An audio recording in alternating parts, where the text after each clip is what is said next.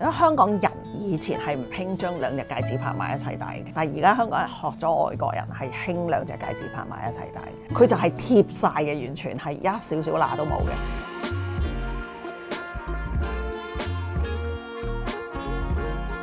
嗱，你揀求婚戒指嗰陣，可能咧其實你已經做足晒功課，粒鑽石咧要幾多卡啦，圓形啊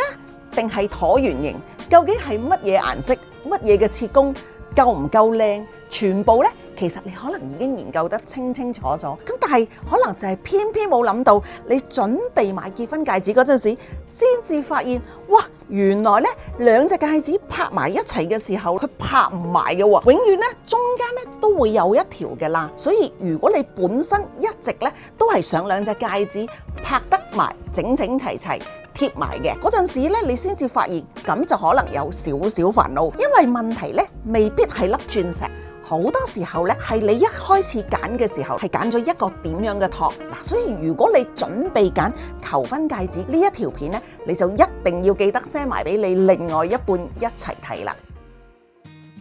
嗱，今日咧我 Tracy 咧唔係想同大家研究究竟 D 色好啲定係 F 色好啲，我反而咧好想同大家講一樣嘢。好多時候咧，第一眼買戒指都會忽略佢日日都係影響緊你嘅一樣嘢，就係個戒指托究竟咧佢有幾高喎？我哋英文咧通常咧會講呢個係佢嘅 profile， 簡單啲理解咧就係嗰粒主石佢究竟係坐得高啲啊，定係好似呢一隻咁佢坐得低啲，貼緊手指啲。為咗容易啲講咧，我咧今日咧會同大家分開高身啦、低身同埋咧介乎兩者之間嗰個中間嘅高度。真正重要嘅咧唔係佢叫我乜嘢名，而係咧當佢戴上手之後咧，佢適唔適合你平時嘅生活，同埋咧你將來想配一隻點樣嘅婚戒。好多人咧第一眼見到高身設計嘅時候咧，都會覺得哇粒石好突出喎，呢一個感覺咧係真嘅，因為咧主石坐得高，正面咧同埋側面咧睇落去咧都會比較咧有存在感，而主石下面咧通常咧我哋會留有少少嘅空間咧去俾佢。呢一個空間咧有啲乜嘢嘅作用咧？當呢一隻戒指將來咧要嚟配隻結婚戒指嗰陣咧，一隻普通嘅直身款嘅戒指咧都會比較容易啲貼近隻求婚戒指嘅。咁高身嘅設計通常咧會俾你多少少嘅選擇，但係咁係咪就係代表高身一定係最好？咁又唔係喎。嗱，因為咧粒石咧佢坐得夠高，平時可能咧會比較容易撞到邊嘅喎嚇，咁又會勾到衫啦，或者你會容易勾到啲頭髮嗱。所以如果你平時返工成日都要用隻手嚟到做嘢，高身嘅設計咧未必係你最舒服嘅選擇。好啦，咁你可能會話：喂，既然高身容易撞到，咁好似呢隻咁低身咁咪最好咯。其實佢粒主石咧會坐得貼近手指多啲，平時咧你戴落去嘅時候咧，通常咧會穩陣啲，冇咁突出，亦都咧比較少機會勾到你嘅衫啦，或者咧撞到側邊一啲嘅物件。有一樣嘢咧，我一定要提醒客人早啲諗嘅咧，就係呢一隻戒指婚戒咧，究竟將來咧點樣去配呢？嗱，大家一定要留意就係低身咧，唔代表咧一定配唔到婚戒嘅。有啲低身嘅設計，一開始嘅時候已經預留咗一啲空間，直身款咧嘅婚戒咧都可以靠得好貼近，好似呢隻咁。有一啲嘅設計咧，佢嘅底座會靠得近啲隻手指。當直身款嘅婚戒拍埋去嘅時候，就會俾到中間嘅底座頂住咗。兩隻戒指咧搭埋一齊嘅時候，未必可以完全貼到。所以咧，當我揀咗呢一隻低身設計之後咧，將來咧有邊幾種嘅婚戒咧，其實咧你係可以配得到嘅咧。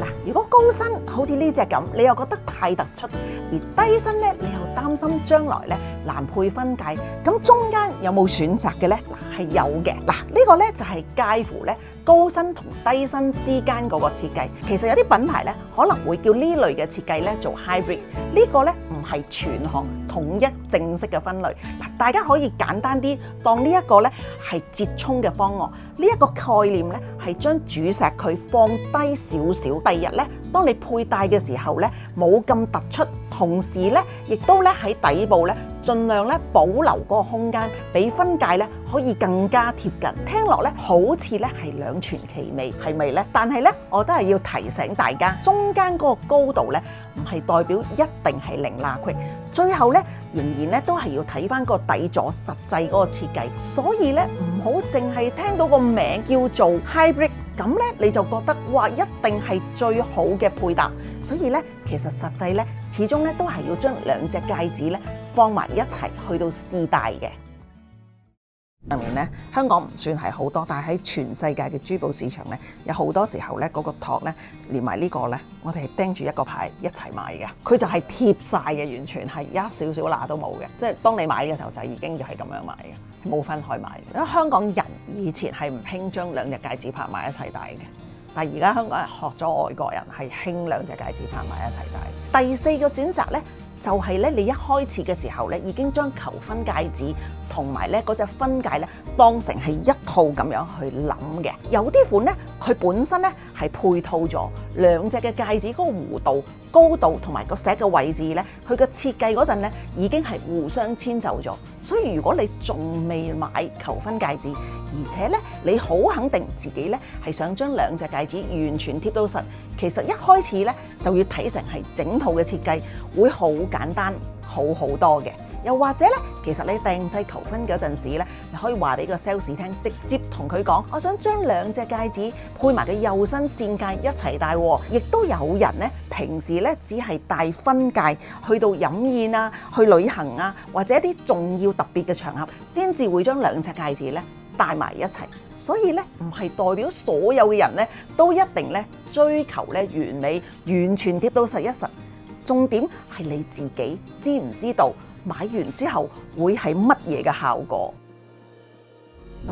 如果你拎住一張戒指想問我，喂 Tracy 啊，呢隻戒指咧高身好啊，定係低身好？嗱，我唔會咧一開口咧就話俾你聽，你應該買邊一隻。我反而咧係先會問你一個問題，就係咧，其實咧你打算咧日日戴住呢隻求婚戒指，定係你平時翻工咧你係唔會成日戴住隻戒指喺身嘅喎？你唔會咧好介意咧兩隻戒指咧中間咧有少少嘅空間？你將來咧想配一隻幼身嘅線戒，定係你可以咧接受嗰個弧形嘅線戒，開口嗰個位咧係有呢個特別嘅設計？嗱，因為你比較注重粒主石而突出粒主石，定係咧你成隻戒指貼住舒服啲係緊要啲咧？呢幾條嘅問題咧，其實咧係冇標準嘅答案，但係咧你答完之後咧，你就會好清楚自己咧真正嘅需要係啲乜嘢。每一個人咧自己嘅喜好啦，同埋你日常嘅生活都完全唔一樣。最緊要係你知道自己你有啲乜嘢嘅選擇喺手。如果你身邊有人準備買求婚戒指，記得將呢條片 send 俾佢睇。嗱，